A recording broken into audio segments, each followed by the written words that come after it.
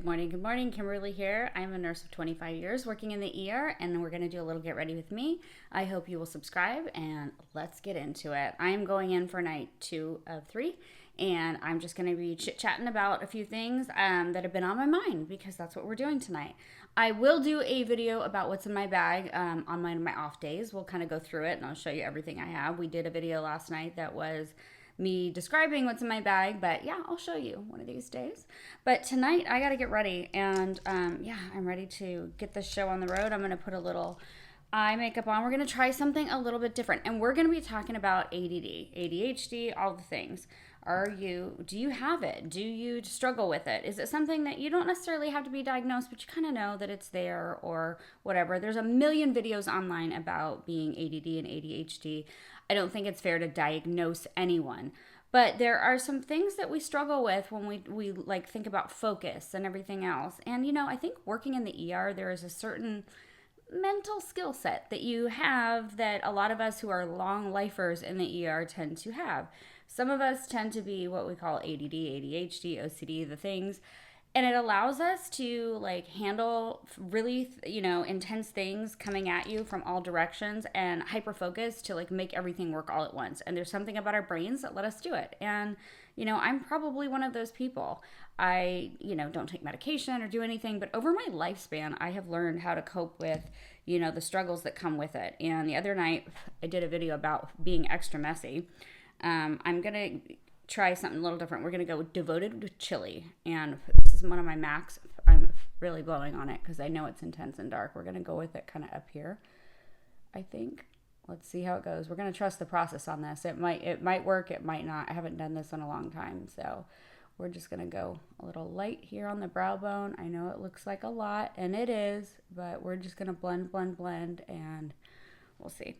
I really struggled with focus when I was dealing with being a single mother and working and doing all the things, when I was a younger nurse. And even today, when you have a life that is like incredibly full and there's a million things that you have to get done on a daily basis in your life, it can be hard and the struggle is real. I learned some skills, and I'm going to give you some life hacks, and I promise you this is a life hack. It can be life-changing, and it is very simple. And I get really frustrated with books that, promise to give you the skills and they promise all this mass organization, and, it falls flat because it's hard to accomplish all those things. And they're so curated to do all these things to make your life more manageable and blah, blah, blah. And it seldom works. Like you read the book, you go organize a dresser and go like give love to each piece and fold it up and everything else. But how do you maintain that? I mean, really, I don't have I love Marie Kondo, but I don't have her kind of brain to like sit and fold everything and roll it and keep it like that and do my whole life like that. It tends to be unrealistic and the everyday of life. And it might work, I don't know. I just feel like some of these books and things come out, they're, like I said, they're very curated to, I don't know, make me feel inadequate in a lot of ways because it seldom works. So I did the chili. I think I'm going to go and do my inner eye corners and then see what I want to do on the eyebrow or the eyelid itself. We're just going to tap some of the shroom. Me and my shroom, I love it. Typically what I have here is shroom and or sin. So tonight it's shroom. So what do I think? What have I done in my life that made the biggest difference? And it's the most simple thing you can do. Making your bed. There's either one of two things. Making your bed or making sure your sink is completely empty and clean by the time you go to bed at night. There's two things. You can do one or the other. Don't do like a million things and try to organize your whole life all at once. You have to start with one small thing. It's just like making a lifestyle change. You don't just like go to the gym 5 days a week and eat everything healthy and come out hard, because most of those you're going to fail at. And I think that when you pick one simple task that you do every day, pick one like small corner of your room and say, this is going to be something that I'm focused on every single day, and I'm going to make my bed every single day, and just do that one thing and promise yourself that you do that one little thing. it makes a difference. Like, how can making your bed make a difference? I'll tell you. I'm not the only one who believes in this. I mean, you look at like the US military, we're going dipping back in Naked 3 again. I think I'm going to find something in here to play with. I'm going to go with this like brown right here. See, it slapped on me again. It's like the fourth one over from the end. I busted it because of the lack of flap on this thing. Anyway, here we go. Maybe the second one over. Yeah, we'll do the second one over. Third.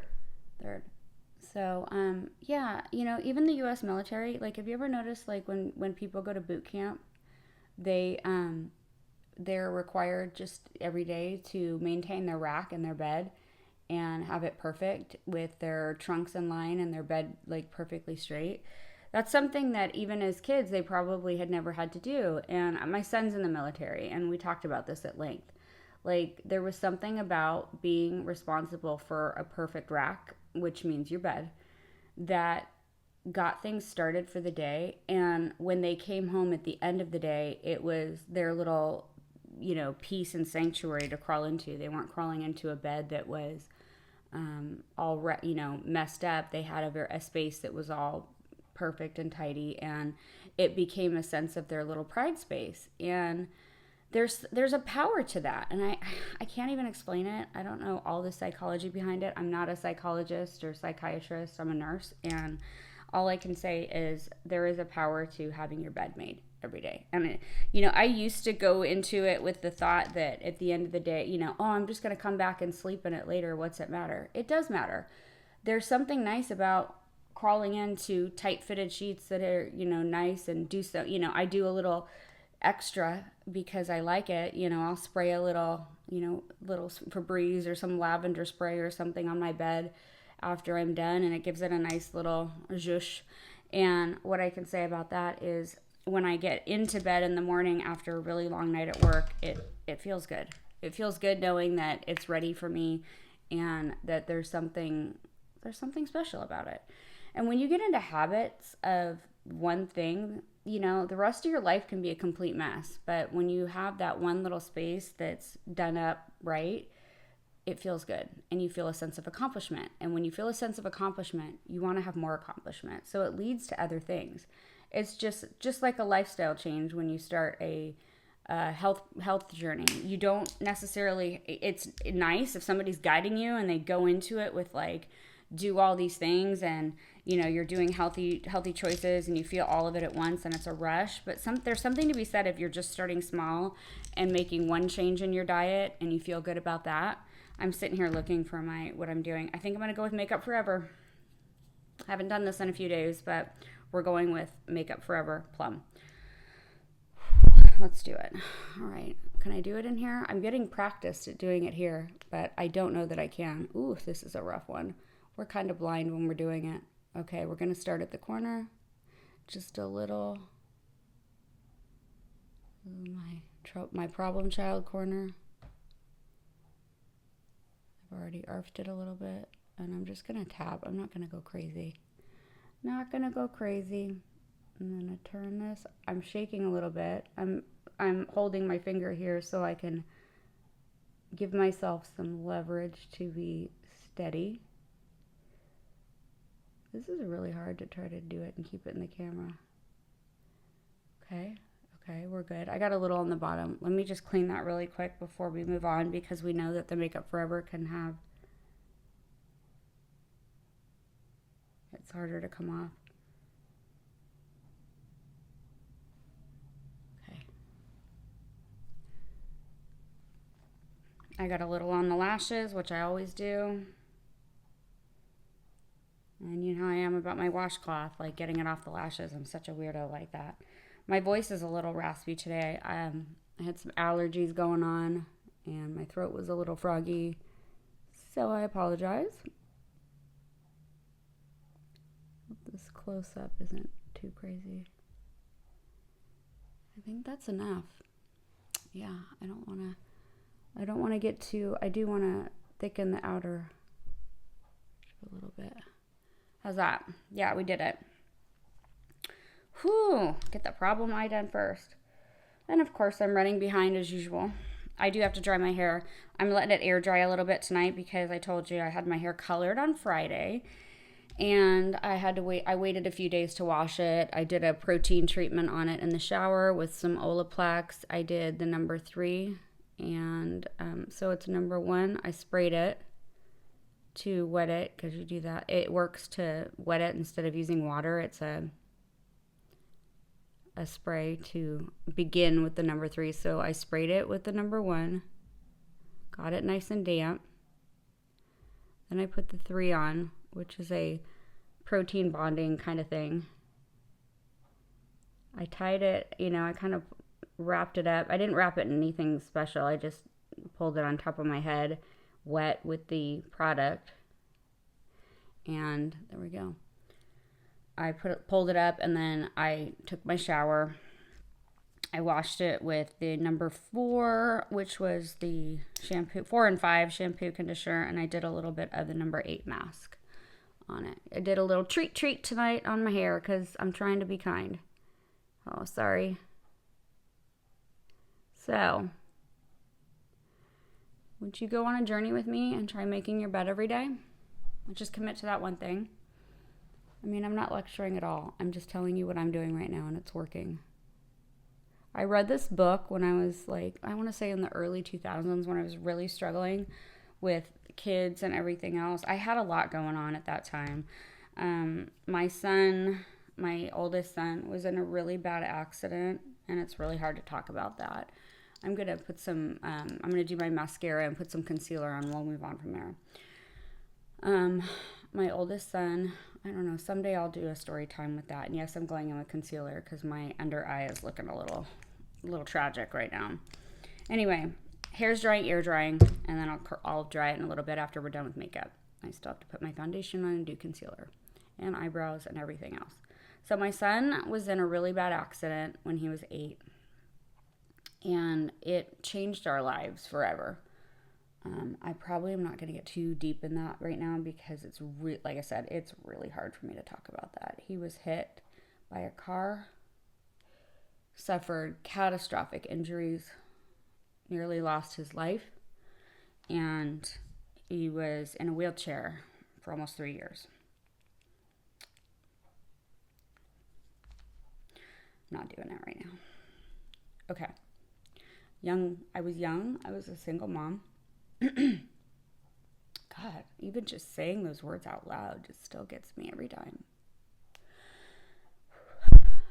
I'm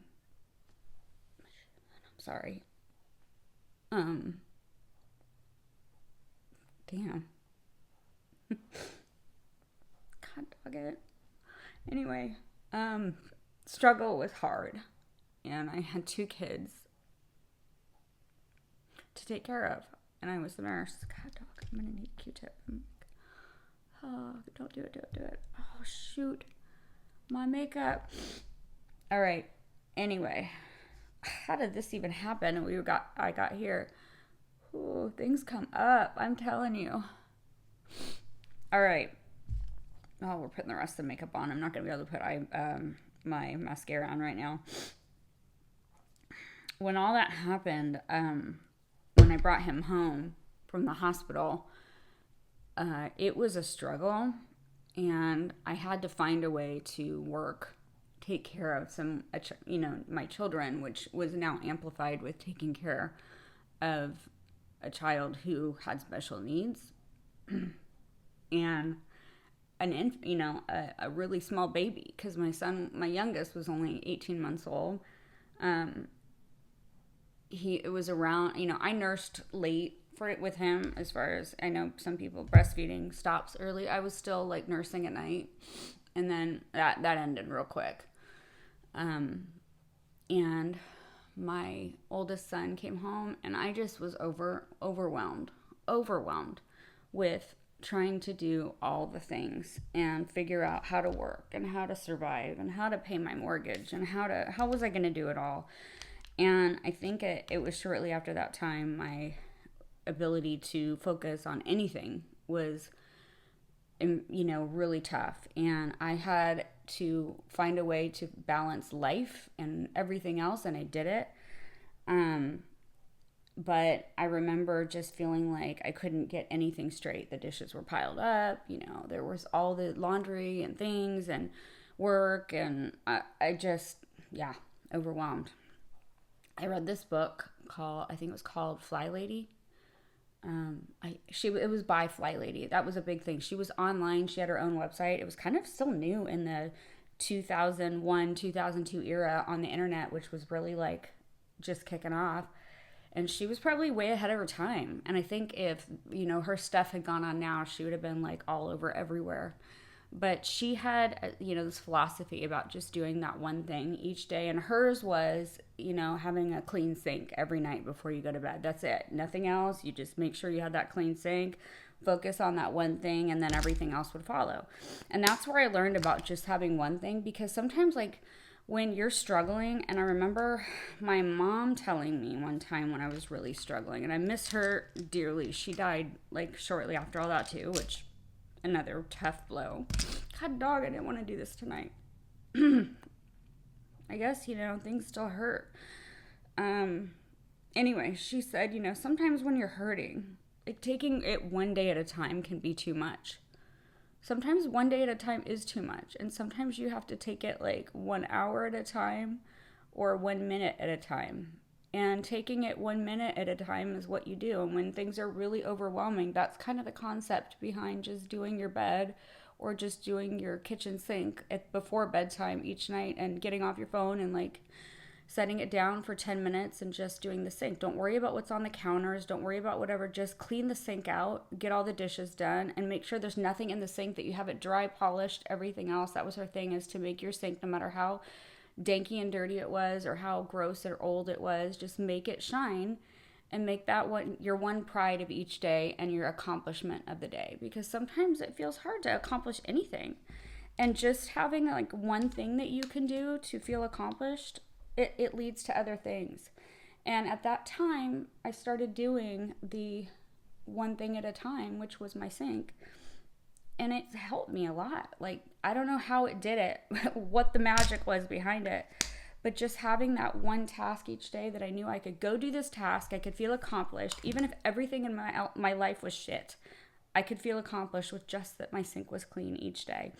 And there was something really powerful in that. So I'm sharing all this with you. I'm like now on the fence on whether I should even post this video, because I kind of became a blubbering idiot during it. But that's real life, okay? And I'm not getting into all that. Maybe I'm not ready to share the whole experience of what that was like yet, but I will eventually when I can get the courage to do a sit down and not just a quick makeup video about what that was like during that time. Because, if there was ever a time that I felt leveled in my life, it was during those years. There was a couple like years there that were tough, but you know what I learned about myself during that? I learned I'm a survivor. I learned that I can step up and thrive and be strong and be what I needed to be for my children, and I would make it. And I would put mascara on my nose like that. Fabulous. And I would be okay. And even when the world felt like it was crashing down, I learned that no matter what, I would be okay. So I want you to know that you will be okay. You can do hard things. You can do unimaginably hard things. If you're in nursing school and you're trying to struggle to get through it, I promise you, if you just keep doing it every day, take it day by day or hour by hour or minute by minute, if that's too much, you can do it. How much do you want it is a big deal, but you can do it. And if you are struggling with things in your own personal life where you feel like you don't even want to get out of bed each day, I promise you can. Just get out of bed and make taking a shower and putting yourself together your only task of accomplishment.